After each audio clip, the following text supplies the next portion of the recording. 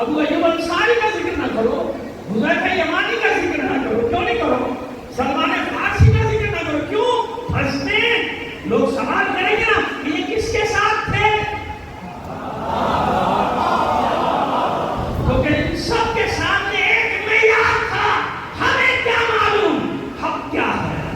کتنی ہی پڑھ لے، کتنی ہی قابلیت ہو جائے، ہم نہیں پہچان سکتے ہم کو، نہ اللہ کو پہچان سکتے ہیں، نہ رسول کو پہچان سکتے ہیں، نہ علی کو پہچان سکتے ہیں۔ اللہ اور اس کے رسول کو بس ایک معیار دے دیا، بس ایک معیار۔ اگر حق کو پرکھنا ہو تو یہ دیکھنا کہ علی کدھر ہے۔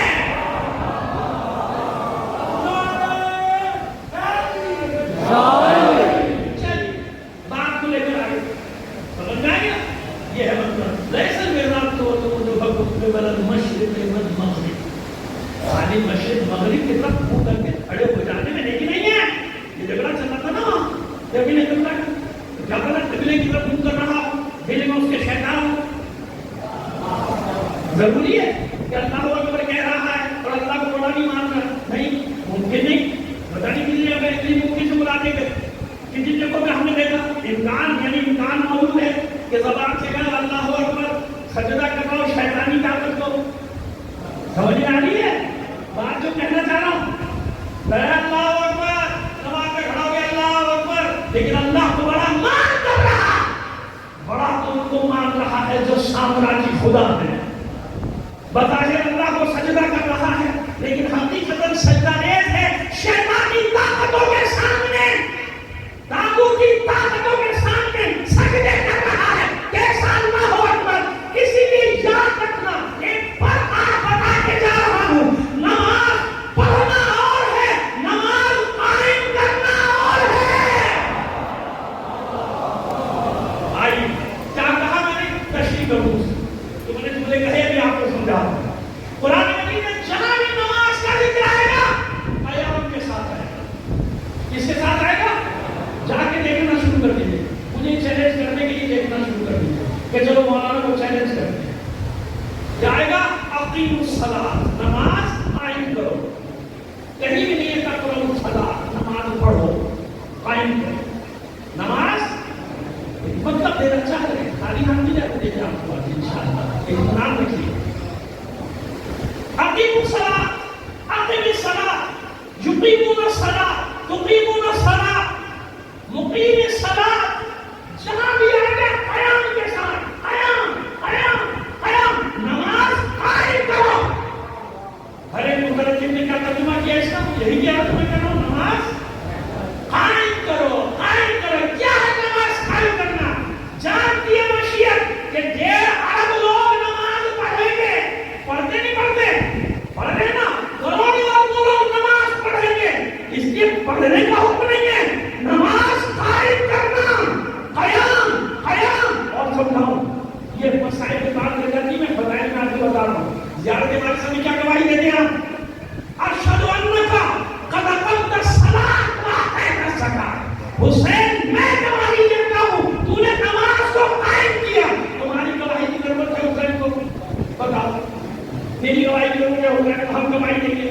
نہیں نہیں نہیں۔ کیا مطلب؟ حسین نے کربلا میں تیروں کی چھاؤں میں اس وقت کی شیطانی طاقت کے لشکر کے مقابلے میں نماز پڑھی نہیں تھی، نماز قائم کر کے بتایا تھا کہ پڑھنا اور ہے، قائم کرنا اور ہے۔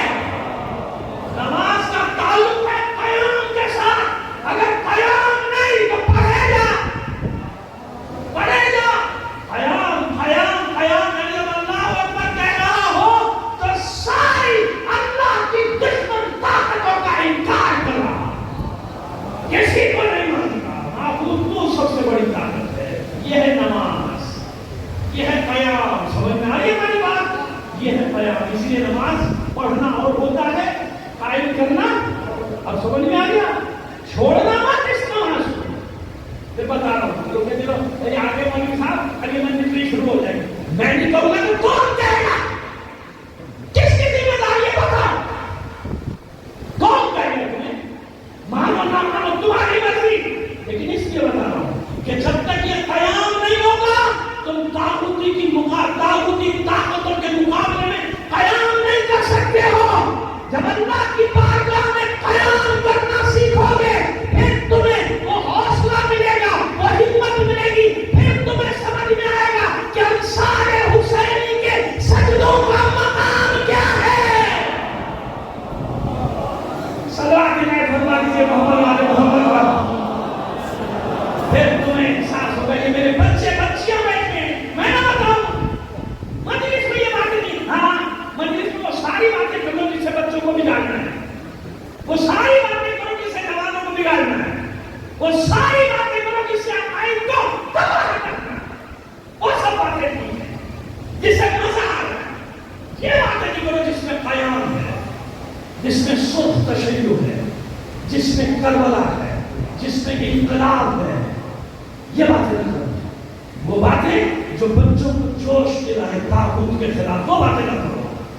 وہ باتیں جو آج کی ضرورت ہے بچوں کے لیے، تاکہ انہیں معلوم رہے کہ وہ آخری قیام کا وقت قریب آ رہا ہے۔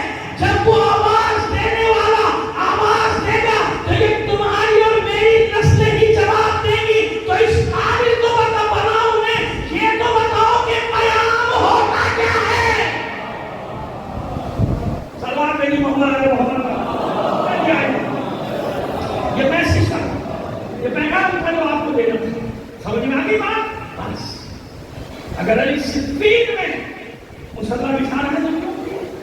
بھائی حسین نماز پڑھ سکتے تھے نا، خیموں میں تو ہو سکتی تھی نماز، میدان میں تو پڑھے، تینوں کی چھاؤں میں تو پڑھے، کیوں؟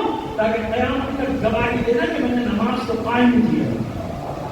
کیا کیا؟ نماز کو قائم کیا ہے۔ آئیے آگے، جیسے میرا جو حکم قبل المشرق والمغرب ولکن البر من آمن باللہ، نیکی تو یہ ہے، دیکھیے بڑا محمد پر دینے جا رہے ہیں، نیکی یہ ہے کہ تم اللہ پر ایمان لاؤ۔ نیکی خالی یہ نہیں کہ تم مشرق یا مغرب کی طرف کر کے کھڑے ہو جاؤ، نیکی تو یہ ہے کہ میں نے ایمان لاؤ۔ ارے بھائی اچھا بتائیے نماز پڑھتا کون؟ مسلمان یا غیر مسلم؟ وہ مسلمان ہی تو پڑھتا ہے۔ یہ کیسی بات کہ میرے ایمان لاؤ؟ ایمان لایا کبھی تو نماز پڑھ رہا ہے نا۔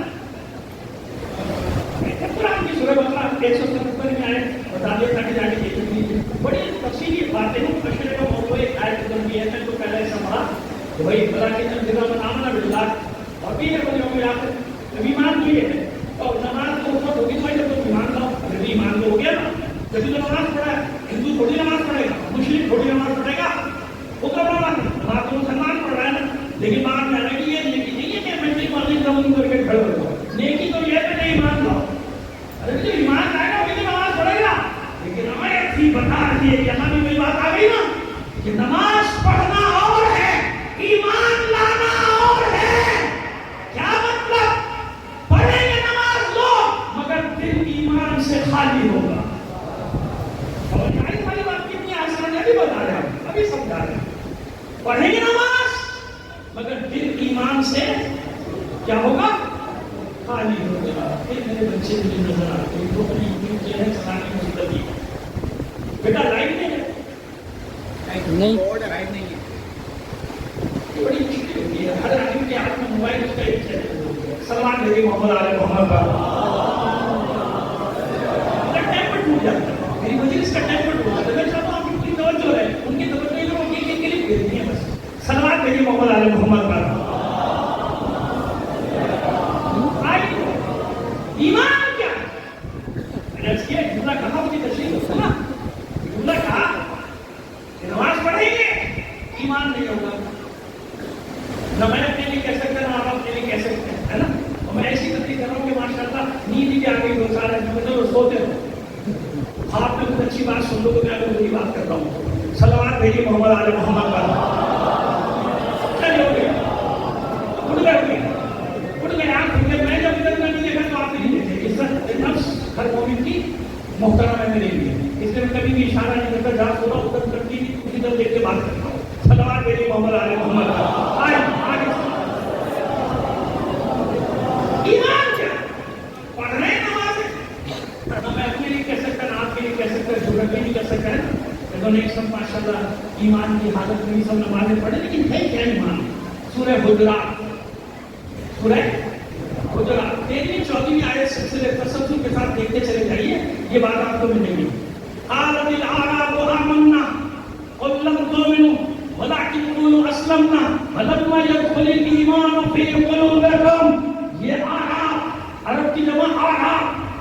عرب کے بدو، یہ بادیہ نشین، یہ صحرا نشین، یہ قرآن کہہ رہا ہے، میں نہیں کہہ رہا بھائی. وقالت العرب، یہ عرب کے بدو، یہ بادیہ نشین، یہ صحرا نشین کہتے ہیں کہ ہم ایمان لے آئے.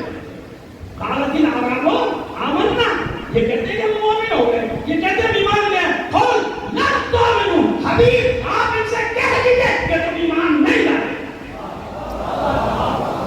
بات تو محکم جب ہوگی نا میری، جب دلیل قرآن سے آئے گی جب تو بات ہوگی، ورنہ پھر کیسے بات ہوگی؟ وقالت العرب آمنا قل لم تؤمنوا، یا عرب کہتے ہیں، یا عرب کے بدو کہتے ہیں. بدو اچھا نہیں لگا تو چلو بادیہ نشین کہتے ہیں، یہ بھی اچھا نہیں لگا صحرا نشین کہتے ہیں. جو تمہارا دل میں آئے وہ ترجمہ کر لو آرام کا، ہمیں کوئی ایک جھگڑا نہیں ہے ہمارا. قالت العرب، یہ عرب کے بدو کہتے ہیں، یہ بادیہ نشین کہتے ہیں آمنا، ہم مومن ہو گئے. قالت العرب آمنا، ہم مومن ہو گئے. قل لم تؤمنوا، حبیب ان سے کہہ دیجیے کہ تم مومن نہیں ہوئے ہو، تم ایمان نہیں لائے. ولکن قولوا اسلمنا، ابھی صرف تم اتنا کہو کہ تم مسلمان ہو گئے. ولکن قولوا اسلمنا، ابھی تم صرف اتنا کہو کہ تم اسلام لے آئے، تم مسلمان ہو گئے. کیوں؟ اسلام کیا ہے؟ اقرار باللسان، زبان سے اقرار کر لیا مسلمان ہو گیا. آپ کو دل میں جھانکنے کی ضرورت نہیں ہے. کلمہ پڑھ رہا ہے نا مسلمان ہو گیا، بس کبھی مارنا اس کو، اب تلوار نہ مار دینا، کلمہ پڑھ لیا. وہ تھا نا واقعہ ہمارے احباب کی نقل کرتے، وہ جب زخمی ہو گیا اے مسلمان میری گردن مارا، لا الہ الا اللہ محمد رسول اللہ، لیکن میں جانتا ہوں تو جان بچانے کے لیے کلمہ پڑھ رہا ہے، ان نے گردن اڑائی تھی اس کی. تو حضور نے کہا تم نے کیا کیا؟ ایک کلمہ گو کو تو نے مارا. کہتا ہے یہ جان میں مر رہا، میرے ہاتھوں جان بچانے کے لیے کلمہ پڑھا. تو حضور نے کہا تم دل میں تھا، تو دل میں تھا اس کے، یعنی اسلام ظاہری اسلام کافی، اس نے کلمہ پڑھ لیا جاؤ معاشرت بھی کرو، سامان خریدو، کھاؤ پیو سب حلال، اسلامی مارکیٹ مسلمانوں کا ملک، جو چاہو کرنا ہی کرو. ہاں لیکن اب ایک زمانہ آ گیا ماشاءاللہ، پہلی بات آج سے بشریت میں سنا ٹماٹر بھی کافر ہوتا ہے. اے بات سبحان اللہ، ہم تو انسانوں تک سمجھتے تھے اللہ کے دین کو مذہب کو، وہ کہتا ہے ٹماٹر بھی کافر ہوتا ہے، آلو بھی کافر ہوتا ہے، پیاز بھی کافر ہوتی ہے. ہاں مگر بھارت سے آئے تو حلال. یہ جناب شیخ کا فلسفہ عجیب ہے جہان میں، جو وہاں پیو تو حلال ہے، جو یہاں پیو تو. لیکن یہ میں نے مصرع کس لیے کہا؟ اس کے لیے کہا کہ ہندوؤں سے لے لو، مشرکوں سے لے لو تو حلال ہے. مسلمان ہے ٹماٹر بھی، مسلمان پیاز، مسلمان آلو. اگر مشرکین سے لیا جائے تو مسلمان، اور کہیں جائے تو ٹماٹر بھی کافر، کافر ٹماٹر کافر. اب یہ نعرہ بھی آپ سننے والے تاریخ میں، کافر کافر، آلو کافر، کافر کافر، پیاز کافر. سلوات بھیجی محمد علی محمد کا. دیکھا آپ نے بغض اہل بیت میں، دشمنی اہل بیت میں اللہ ان کی عقلوں پر پردے ڈال دیتا ہے. یہ خود ہی ایسا کام کرتے کہ ساری دنیا میں ان کا تماشا بن جاتا ہے. اور پھر اپنا سر پیٹتے رہتے کہ یہ کیا کام ہو گیا، ہم سے ٹماٹر کافر، آلو کافر، پیاز کافر. ابھی دیکھیں وہ کیا کیا چیز کافر بنے. ابھی گیس کافر ہوگی تھوڑے دن بعد. اچھا جو بجلی وہاں سے لے رہے ہیں اس علاقے میں وہ کافر نہیں. کیسے عجیب لوگ ہیں. دینی ہے نا، مجھے معلوم ہے اس علاقے میں بجلی یہاں سے نہیں ملے گی، وہاں سے وہ لے رہے ہیں. بجلی کافر نہیں ہے کیونکہ اس کے بغیر ان کا کام بھلکا بھی نہ چلے گا، نہ دکان نہ چلے گا. تو بھائی بجلی بھی کافر کرو نا، میں یہاں سے اعلان کرو وہاں سے بجلی بھی آئے تو بجلی بھی کافر. گیس آنے والی ہے تھوڑی دیر میں انتظار کیجیے آپ، تو گیس آئے گی تو وہ بھی کافر. یہ ہے یہ ہے انتہا. ارے کبوتر کافر ہو چکے ہیں، آپ تو بھول گئے، میں یاد رکھتا ہوں. کبوتر کافر. اسلام آباد میں ایک مزار پہ حملہ کیا معاملے میں، بھائی مزار کا حملہ، وہ سارے مزار سے تیری دشمنی ہوگی، ہمیں کیا معلوم، مار دیا. باقی کبوتر اٹھا اٹھا کے پٹاخ رہے مار رہے تھے، سڑکوں میں پورا دنیا نے دکھایا کہ کبوتر بھی کافر ہے. سمجھ میں آ گئی؟ تو ذرا دھیان سے پانا کرو، جانور رات لے کے یہ جانور بھی کافر ہونے والے ہیں. بکری بھی کافر، گائے بھی کافر، اس کا کافر ہو جائے گا تھوڑے دن بعد اگر تم لوگ لوگے تو سلمان میری محمد آل محمد کا یہ چھوٹے چھوٹے پیغامات ہیں جو میرے جاتے رہتے ہیں ساری دنیا میں تاکہ لوگوں کو معلوم ہوتا رہے کہ ہمارا پالا کن سے پڑا. تاریخ کے جاہل ترین لوگ ہمارے مقابل میں کیا کیا ہے جن کو اونٹ اور اونٹنی کی تمیز نہ کل تھی نہ آج ہے.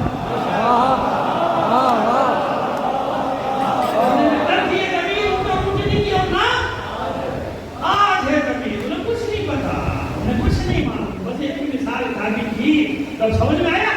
بلاکن قولوا اسلمنا, کہیے کہ ابھی یہ اسلام, ابھی تم اسلام لائے ہو, ابھی تم مسلمان ہو گئے. کیوں؟ آگے کیسا ہے وَلَمَّا يَدْخُلِ الْإِيمَانُ فِي قُلُوبِكُمْ, ایمان تو ابھی تمہارے دلوں میں داخل ہی نہیں ہوا. اب سمجھ میں آتی اسلام کا تعلق ہے زبان کے ساتھ, ایمان کا تعلق ہے تصدیق باللسان تصدیق بالقلب. جب تک دل میں نہ اترے ایمان نہیں ہوتا. اب سمجھ میں آیا جو مولا نے فرمایا رب تعالی قرآن والقرآن یرمنہ, حدیث بھی ہے. اگر معصوم سے نقل ہو جائے تو مسئلہ نہیں, تو رسول سے علی نے, علی سے حسن نے, حسن نے حسین سے, زیادہ پریشان ہونے کی بات نہیں. رب تعالی قرآن والقرآن یرمنہ, کتنے ہی لوگ ہیں جو قرآن کی تلاوت کرتے ہیں, قرآن ان پہ لعنت کرتا ہے. قرآن ان پہ لعنت کرتا ہے. خود قرآن میں بھی تو موجود ہے وَلَا تَشْتَرُوا بِآيَاتِي ثَمَنًا قَلِيلًا. کتنے مقامات پہ ہماری آیات کو بیچتے ہو, وہ بھی سستے داموں بیچتے ہو ہماری آیات کو. کتنے مقامات پہ مذمت کیے جو کتابوں کا سودا کرتے تھے, آیات الہی کا سودا کرتے تھے, اور اللہ نے قرآن پر لعنت بھیجی. قرآن نے لعنت بھیجی. ایسے ایسے جاہل آ کے کہہ رہے ہیں کہ آپ قرآن کو لعنت دی, اللہ نے کسی کو نہیں بھیجی, تو آپ لوگ میں نے پڑھ کر لعنت اللہ علی الکاذبین, ایسے جھوٹوں پر بھی اللہ کی لعنت. اب وہ سمجھ بھی نہیں آتی کیا کریں. قرآن کے کتنے مقام پر لعنت اللہ علیہ الکاذبین, اور اللہ نے لعنت اللہ نے بھی لعنت بھیجی. میں نے کہا کہ تجھے اب وہ کھسیانا ہی ہو گیا کہ میں نے کہا ایسے کہا اس کے منہ کے اوپر کہ لعنت اللہ علیہ الکاذبین, جھوٹوں پر بھی اللہ کی لعنت ہو. جو کہہ رہے ہیں کہ اللہ نے قرآن میں لعنت ہی نہیں بھیجی, صلوات بھیجیے محمد علیہ محمد پر. آسان سی بات بتانے جا رہے ہیں, بہت آسان سی بات. کیا بتایا؟ بے شمار لوگ رب تعالی قرآن کتنے ہی ہوں گے تو قرآن کی تلاوت کرتے ہیں, بل قرآن قرآن پہ لعنت کر رہا ہوگا. قرآن پہ ایک قول, دوسرا قول پڑھتے قرآن لیکن قرآن کے دلوں میں اترا ہی نہیں. قرآن کے دلوں میں ابھی سوال ہے نا یہاں یہ مولانا یہ کیوں نہیں کہا مولانا کہ قرآن کے دماغ میں نہیں گیا. دماغ تو اوپر ہے, یعنی حلق سے نیچے نہیں اترا. پڑھتے تو میں مگر قرآن حلق سے نیچے بھائی اوپر ہوتا ہے, دماغ سے بولتا ہے لیکن دماغ میں نہیں کہا. دماغ میں تو آئے گا, اگر دماغ میں نہ آتا تو اتنے بڑے بڑے فتنے کیسے کھڑے کرتے. آیات پڑھتے تو فتنہ کھڑا کرتے نا, آیات پڑھتے تو فرقہ بنتا ہے نا. آیات کیا آج تو لوگ ایک ایک آیت میں فرقہ بنا دیتے ہیں. آیت چھوڑیے ایک لفظ پکڑ کے فرقہ بنا دیتے ہیں. ابھی مثالیں نہیں دینا چاہتا, مجھے تو پہلے تو اپنے بات کو ختم کرنا ہے. اشارہ کیا میں نے, سمجھ میں آ گئی بات. ویسا ہے تو دماغ میں نہیں آتا تو اتنے فرقے کیسے بن جاتے ہیں. ہر ایک نے اپنے دماغ سے کام لیا اور اپنا مطلب نکالا. چلو بھائی ایک نیا گروہ تیار, دماغ سے آیات کی تشریح اپنی مرضی کی دماغ میں تو گیا. مولانا یہ کیوں فرمایا کہ حد سے نیچے نہیں اترا. حد سے نیچے کیا ہے دل كتب اللہ علی قلوبہم. اللہ نے یہ تو نہیں فرمایا کہ میں نے ان کی عقلوں میں مہر لگا دی. عقل کا ذکر تو نہیں ہے. کیوں؟ عقل پہ مہر لگ جائے تو ہوتا ہے دیوانہ. کیا ہوتا ہے؟ دیوانہ. مجنون. تو اس میں کوئی حکم بھی نہیں آتا, پاگل ہے. اس میں کوئی حکم شرعی نہیں آتا. دیوانگی میں کوئی حکم شرعی جب تک دیوانگی کی حالت سے باہر نہ آ جائے. ابھی اپنی مرضی سے نہیں کہنا آج کل میں دیوانہ ہوں اس لیے نماز نہیں پڑھ رہا. ہاں یہ چکر والی نہیں چلے گی. सलमान बेटी मोहम्मद आले मोहम्मद पर ऐसा नहीं होता। जब मौलाना ने कहा था दीवानगी में कोई हुक्म नहीं था, आज तक मैं दीवानगी में चल रहा हूँ। तो तेरा जुमला बता रहा है कि तू बड़े होश में चल रहा है। सलमान बेटी मोहम्मद आले मोहम्मद पर आखिर में नहीं, खत्म हमने इनके दिलों में क्यों? ईमान का ताल्लुक किसके साथ है? दिल दिल दिल। अकल का इस्तेमाल करेंगे क्यों? ईमान दिल में नहीं उतरा, क्योंकि दिल में जो चीज उतर जाए वो अमल में खुद ब खुद जाहिर होती है, उसे जबान से कहने की जरूरत नहीं होती। दिल में जो होता है लोगों के घरों में, ड्राइंग रूम और बेडरूम की दीवारों में नजर आ जाता है। तस्वीरें, टुकड़े, ये सब बता देते हैं कि दिल में है कौन। पहली मोहर्रम को जानते ना, मौला को आना है, ज्यादा उनकी जिल्लत को भगाओ इनको कमरे से बाहर। लाशऊरी तौर पे जानते हैं ना कि जिस घर में ये होगा वहां मेरा मौला पहुंच गई, बात पहुंच गई जो पहुंचाना चाहता था। तो क्या सारा साल अपने मौला को घर में नहीं रखना चाहते हो तुम लोग? इतनी सी बात सोचो, सब मर्द औरतें बच्चे मेरे को बैठे सारा साल रखना चाहते हो ना। वो जब सारा साल रखना चाहते हो तो वो चीजें ना लाओ जिनसे दुश्मनी है अहले बैत। दीवार पे वही तस्वीर लगाओ जो मौला को पसंद है, जिनमें तुम्हारा दिल छलक छलक के सामने आए। ऐसा है ना? बस जो दिल में उतर जाए उसको कहने की जरूरत नहीं होती, अमल बता देता है कि इसके दिल में कौन है। ऐसा किसी ने कहा दिलों में मोहर, किसी ने कहा ईमान दिलों में दाखिल होता है। ईमान का मतलब क्या है? दिल दिल दिल। बस मौला ने क्या फरमाया? हलक से नीचे नहीं उतरा, दिमाग में आ जाएगा, दिल में नहीं उतरा। क्यों? दिल में आता तो ये मोमिन होता, और मोमिन होता तो ये हो नहीं सकता कि मोमिन हो और अमीरुल मोमिनीन की शनाख्त ना रखता हो।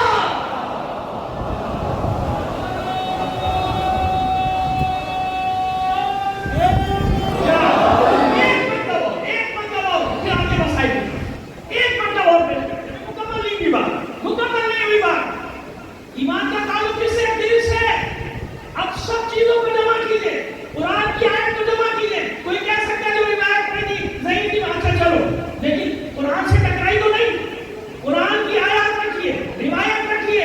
अब एक और रिवायत सुनिए, क्या फरमाया मासूम ने? तुम्हारी हुकूमत ताबूत के दरबार में, यजीद के दरबार में क्या फरमाया था मौला ने? तुम्हारी हुकूमत लोगों की गर्दनों पर है, हमारी हुकूमत लोगों के दिलों पर है।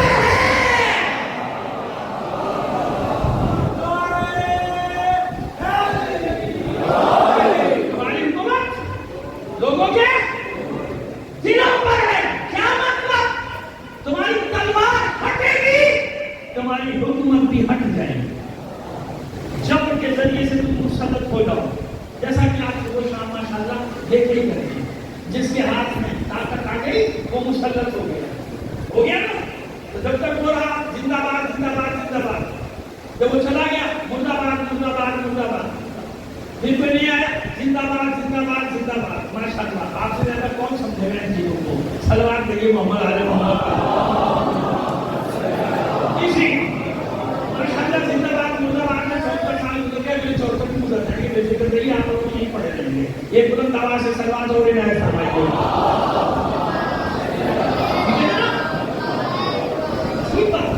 अजीब बात है जो पैगाम आपको लेना चाहता। जब तक बनी मैया की तलवार गर्दनों में रहती, लोग बनी मैया के कसीदे गाते हैं ना, कसीदे बगावतें भी हुई, लेकिन मैं बात कर रहा हूँ उम्मी। मैं क्या बात कर रहा हूँ? उम्मी, जनरल बात कर रहा हूँ, आम उम्मी। देखें के सारे बगावतें भी हुई, लोग लड़े भी, बेचारे मारे भी गए, शहीद भी हुए, तो बोले, लेकिन था तो गर्दन में तलवार रखी, क्योंकि मौलवी ना उस जमाने में खुतबा भी आप उसकी मर्जी के बगैर नहीं दे सकते थे ना, बोल नहीं सकते थे, कोई मीडिया में था नहीं किसी को। वो वही है, मेरा और मिम्बर और सबन के आदमी मौलवी को लिख के लिए पढ़ा, वो भी पढ़ता था, नहीं पढ़ेगा चल भाई गर्दन खारिज करो, दुनिया से उठाओ, तो ऐसा था ना। लेकिन अहले बैत का कमाल देखो, जो मौजूदों के आए नहीं, तो मैं तुम्हें एक ऐसा इतना बड़ा मौजूदा बता देता हूँ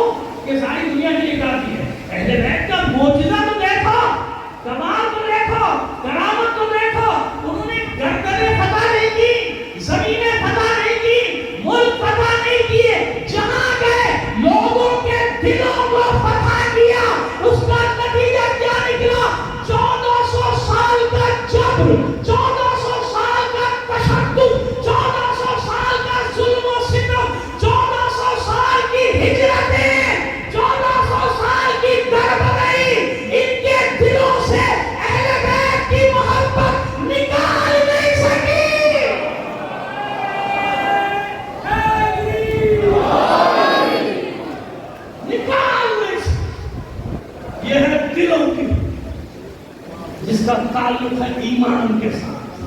فَلَمَّا يَدْخُلِ الْإِيمَانُ فِي قُلُوبِكُمْ, تمہارے دلوں میں جو ابھی ایمان داخل نہیں ہوا عرب کے پتروں, اور آج تک کیسی چلتا ہے ماشاءاللہ.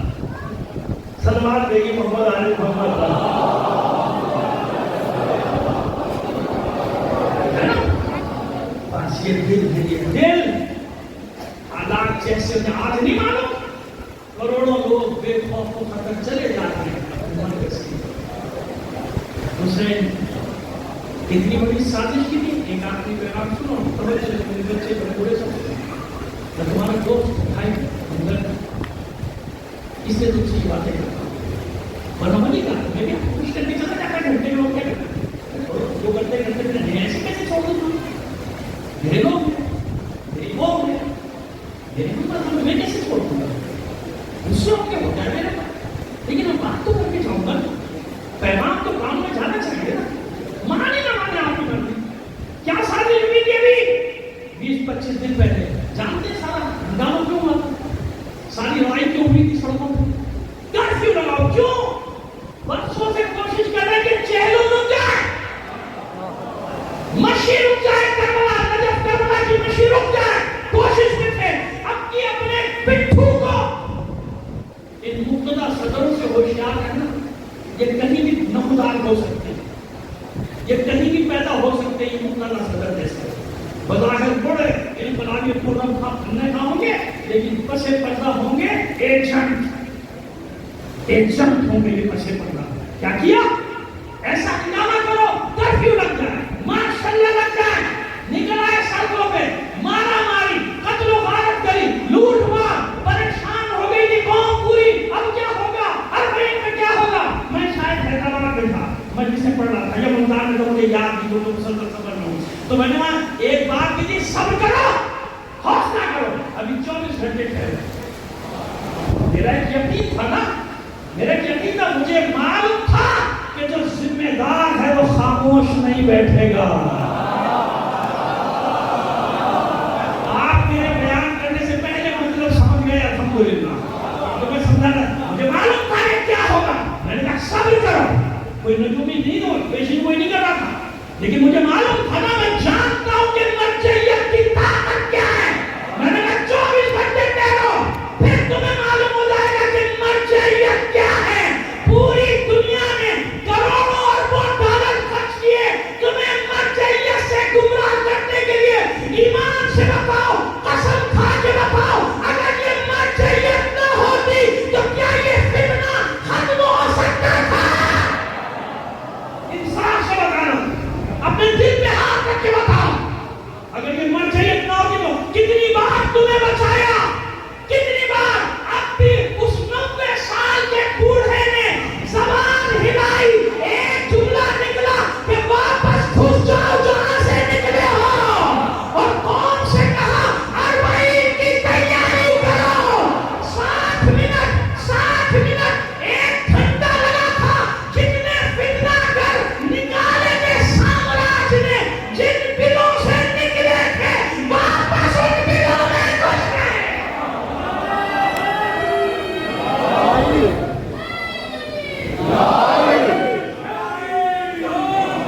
یہ تو دیکھ لیا کرو کل سے, یا رسول اللہ.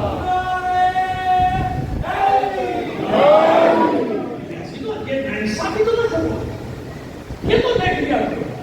جب تشیع پہ وقت پڑا, کون کھڑا ہوا تمہارے لیے. تمہیں گمراہ اور پسند کرنے والے لوگ کبھی تمہیں میدان میں نظر آئے.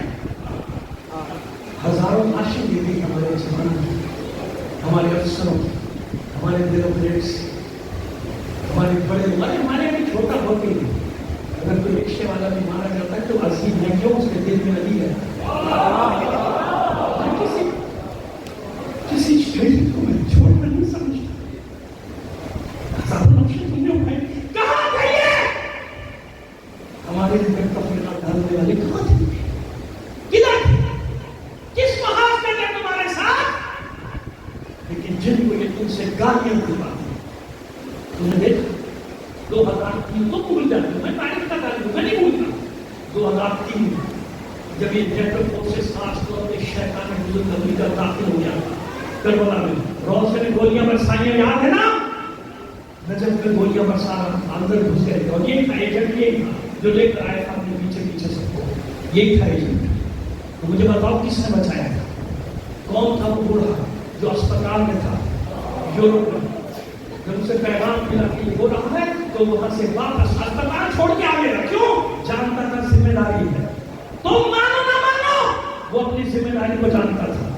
ہاسپٹل سے اٹھ کے آگے اعلان کیا میں جا رہا ہوں کربلا پیدل بسرا سے، اور پوری قوم کو حکم دے رہا ہوں، فتنہ ہے میرا۔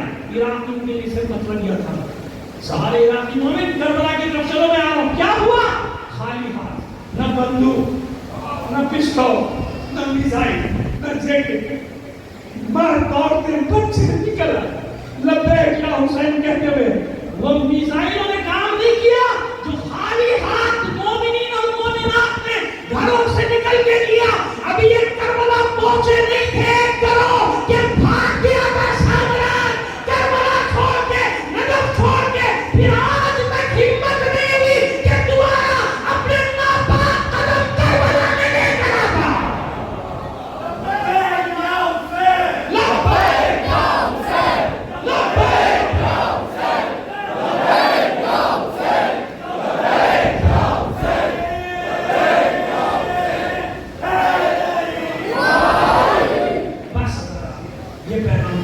خدا کے لیے فیصلہ مت کرو، سمجھ لو کہ اس کے پیچھے کون سے ہاتھ ہے۔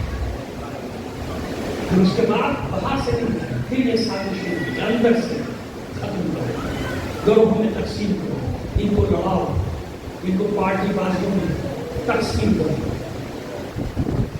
سمجھ میں آ رہی ہماری بات؟ وہ کرتے کرتے آج وہ یہاں تک سمجھتے کہ بس اب ہو گیا تھا، اب ان کو اربعین میں ہم نہیں آنے دیں گے، ایسا کر دو، ماحول ایسا کر دو کہ کوئی سوچے نہیں اربعین کے آنے کا۔ یہ تم سوچ رہے تھے، وَمَكَرُوا اللَّهُ، ایک تمہاری منصوبہ بندی ہوتی ہے، ایک اللہ کی منصوبہ بندی ہوتی ہے۔ اور میں تو آخری جملہ یہ کہنا چاہتا ہوں مسائل سے پہلے کہ یہ تو نائی نہیں امام ہے، غیر معصوم، ہم اور آپ جیسا ہے بھائی، ہم اور آپ جیسا ہے، مگر نائی نہیں امام، غیر معصوم، امام معصوم نہیں۔ تو یہی تو قدرت انہیں دکھا رہی ہے کہ ایک نائب امام کا تو تم مقابلہ نہیں کر سکتے ہو، جب ہمارا امام آئے گا تب کیا ہوگا؟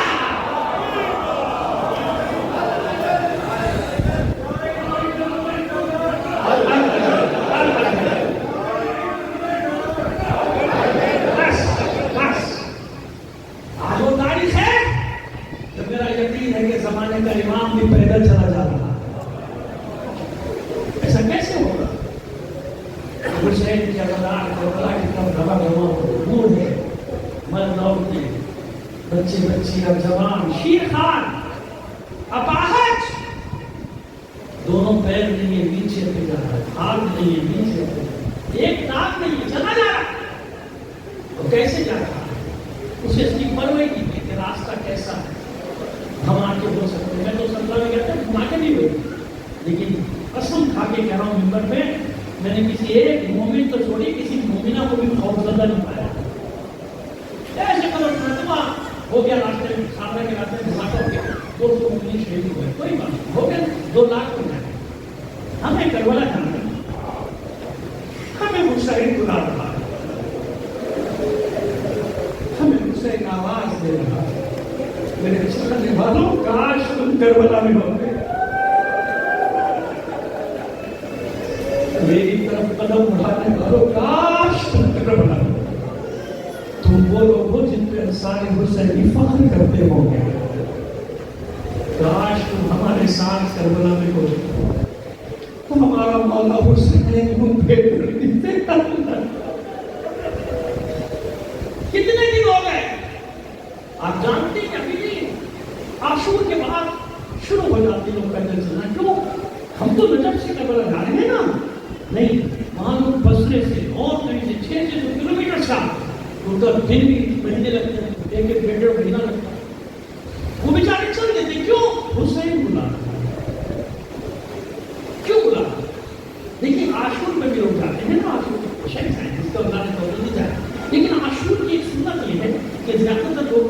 میں اپنے شہر میں ہے نا، اس کا ایک الگ کیفیت ہے نا. بلکہ گاؤں کے بھی پوچھیں گے نا کہ سب سے اچھا عاشورہ کہاں، میں نے خود دیکھا چھوٹے چھوٹے گاؤں والے کہتے ہیں کہ سب سے اچھا عاشورہ میرے گاؤں میں، کیونکہ اس کی نس نس میں خوشبو بسی ہوتی ہے اسی چیز مٹی کی خوشبو ہے نا. میرے شہر کا عاشورہ، میرے گاؤں کا عاشورہ، میرے تحصیل کا عاشورہ ہے نا. اس کو اپنا گاؤں یاد آتا ہے دو موقع پر، ایک عید الفطر میں، ایک محرم میں.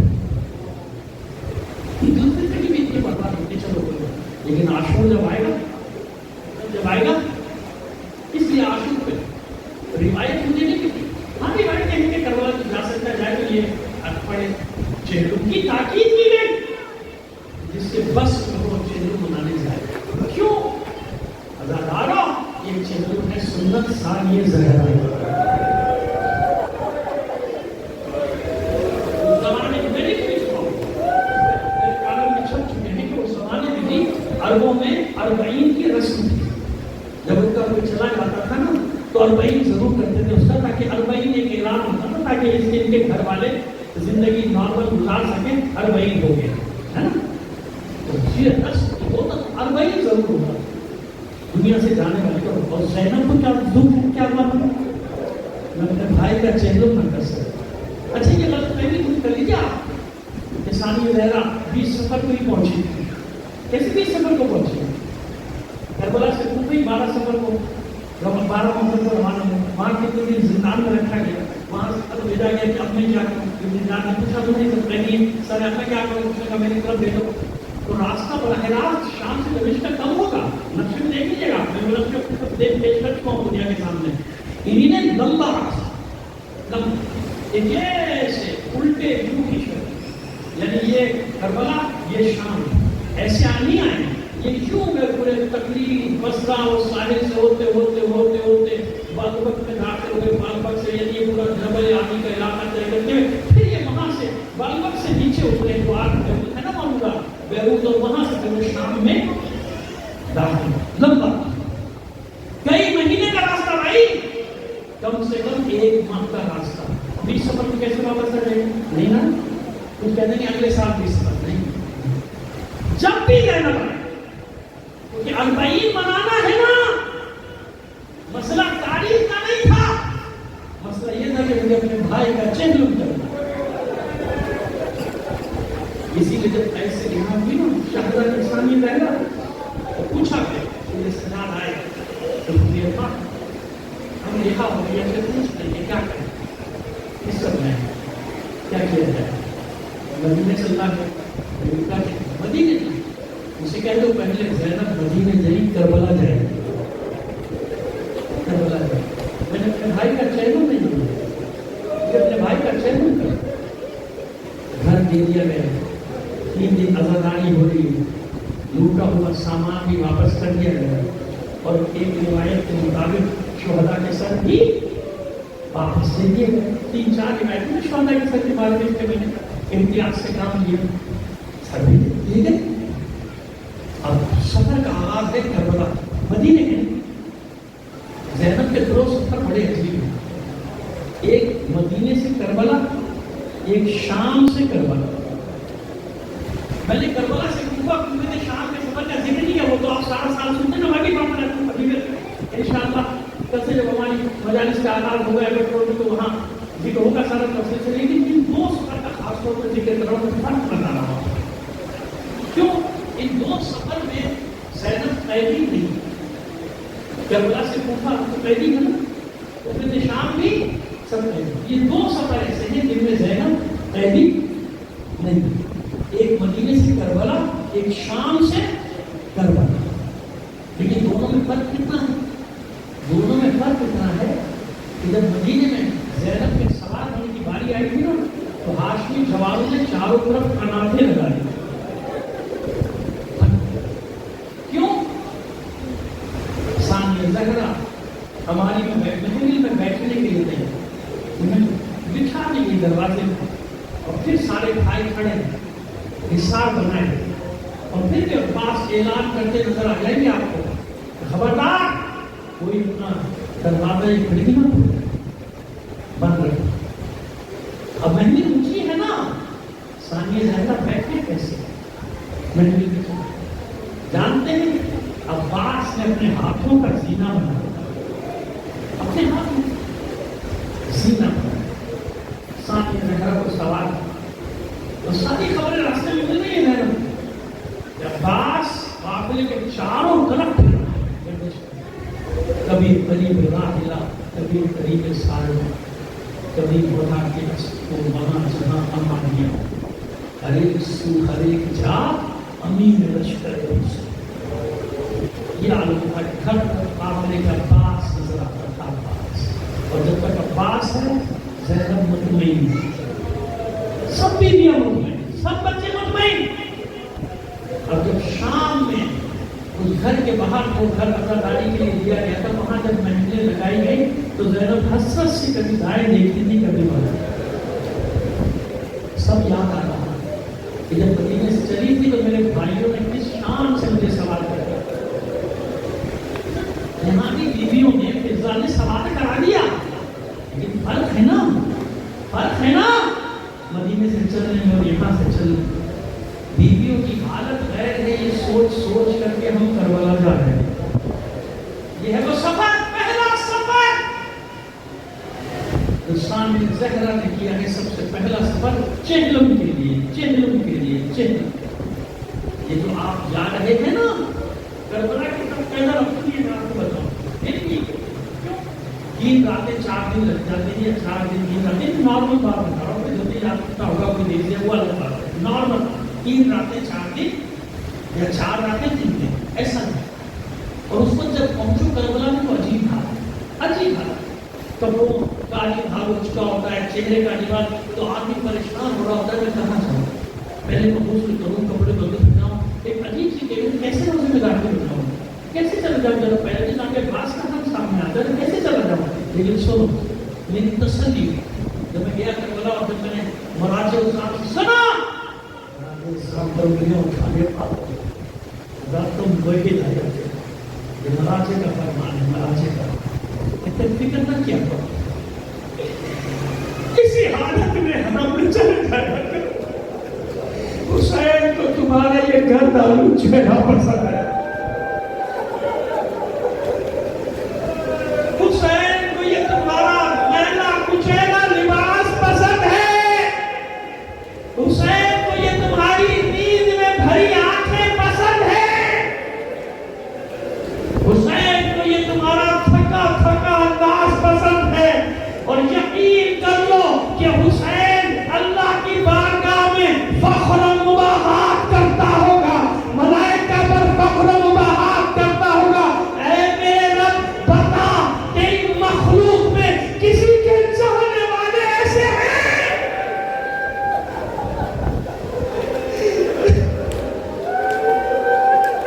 کسی کے چاہنے والے ایسے تیری مخلوق میں جیسے میرے چاہنے والے، جیسے میرے محبت کرنے والے؟ جاؤ پاس جاؤ، استقبال کرو، میرے چاہنے والے، میرا چہلم بنانے والے، میرا اربعین کرنے والے، جاؤ پاس جاؤ، استقبال کرو۔ تو جب تم کربلا کی حدود میں داخل ہوتے، کوئی اور نہیں جس کے شانے نہیں وہ تمہیں اپنی باہوں میں لینے آ جاتا ہے، جس کے بازو نہیں وہ تمہیں اپنے بازو میں لینے سمیٹنے کے لیے آ جاتا ہے، وہ عباس اپنے ساتھ لے کر جاتا ہے۔ میں نے دیکھا کربلا پہنچ کے کچھ لوگ ادھر بچارے گر جاتے ہیں زمین پہ، ادھر میں نے کہا چلو حرم میں رکھنا نہیں، ہمارے کپڑے ٹھیک نہیں، ہمارا حلیہ ٹھیک نہیں، آقا کی بارگاہ میں جانا ہے، پہلے کوئی ہوٹل مل جائے، پہلے نہا دھولے، کپڑے بدل کے میں کوئی واقعہ سنا، چلو اسی طرح چلو۔ عباس بلا رہا ہے، حسین بلا رہا ہے، کیوں؟ جب زینب آئی تھی نا، جب کربلا پہنچی تھی، کتنے دن کا سفر مجھے نہیں معلوم، لیکن میں یہ جانتا ہوں یہ منظر ضرور مقاصد نے نقل کیا ہے کہ جب زینب اپنے قافلے کے ساتھ تاریخ میں پہلی بار حسین کا چہلم منانے پہنچی ہے تو اتری نہیں تھی محمل سے، اپنے آپ کو گرا دیا تھا، چہرہ خاک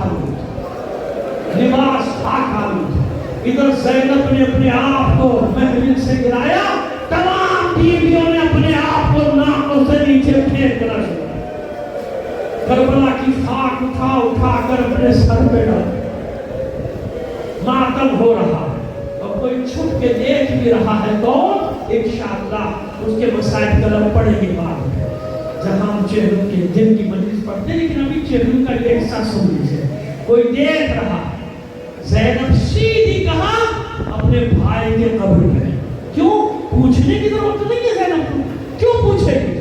جب جابر بن عبداللہ انصاری کے لیے حسین آواز دے سکتا ہے میرے نانا کے صحابی تیرا آنا مبارک، تو یہ تو شریکت الحسین ہے، یہ تو ماں جائی ہے حسین کی، یہ تو زہرا کی لخت جگر ہے، یہ تو علی کی لاڈلی ہے زینب۔ تو زینب کو پوچھنا پڑے گا کہ میرے بھائی کی قبر کہاں ہے؟ بھائی کی قبر پہ سید سجاد میں سب اسیر پہلے حسین کی قبر میں، کوئی ماں اپنے بیٹے کی قبر پہ نہیں گئی، کوئی بہن اپنے بھائی کی قبر پہ نہیں گئی، کوئی بیٹی اپنے بابا کی قبر پہ نہیں گئی، سب سے پہلے سب گئے سکینہ کی بابا کے قبر پر، سکینہ کے بابا کی قبر پر گئے سب سے پہلے پرسا حسین کا زہرا تو کیا، پہلے یا حسین کہا ہے، پہلے حسین کا ماتم کیا، پھر اس کے بعد اپنے اپنے وارثوں کی قبروں پہ گئے ہیں، اور پھر ثانیہ زہرا کے علم میں آیا کہ میرے نانا کا بوڑھا صحابی بھی کوئی آیا ہوگا۔ سید سجاد نے جب بتایا ہوگا ہے پھوپھی اماں نانا کا صحابی انتظار کر رہا ہے کہ بیویاں یہاں سے ہٹیں تو وہ بھی قبر حسین پر دوبارہ آ جائے، یہیں سے تو گیا تھا، وہ چھپ گیا تھا پتھروں کے پیچھے، تو غلام احمد نے چھپا لیا، کل انشاءاللہ پڑھیں گے تفصیل سے۔ بس نانا کا صحابی آیا، اس نے سلام کیا سید سجاد کو، سید سجاد کہتے ہیں اے میرے نانا کے صحابی جابر مبارک ہو، تیرا آنا مبارک ہو، تجھے یہ شرف مل گیا قیامت تک کے لیے کہ تو میرے بابا حسین کی قبر کا پہلا زائر ہو گیا۔ تو قتل حسین کے بعد جو پہلا زائر بھی پہنچا ہے نا، وہ چہلم کے دن پہنچا تھا، چہلم منانے کے لیے۔